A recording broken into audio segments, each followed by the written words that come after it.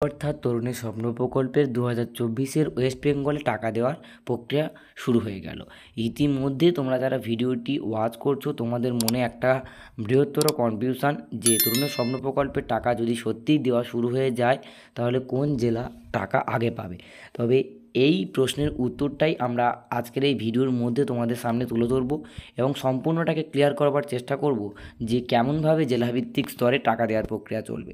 তো প্রথমেই একটা কথা বলে রাখি, জেলাভিত্তিক টাকা দেওয়ার প্রক্রিয়াটা সম্পূর্ণটাই শিক্ষা দপ্তরের হাতে।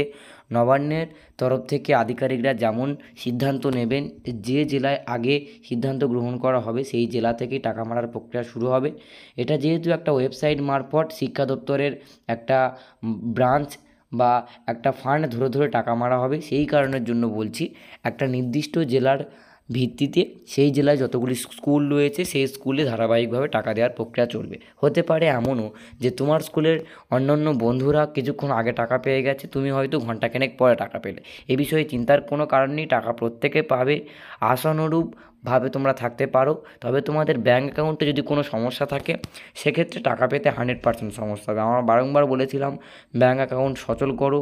যারা এখনও পর্যন্ত ব্যাঙ্ক অ্যাকাউন্ট ঠিক করে উঠতে পারোনি এখনও সময় রয়েছে, তোমরা একটু যাও ব্যাংকে, যারা আধিকারিক রয়েছে বা নিকটবর্তী যদি কোনো ব্রাঞ্চ থেকে থাকে সেই ব্রাঞ্চে গিয়ে একটু যোগাযোগ করো, নিজের অ্যাকাউন্টটাকে সচল রাখো।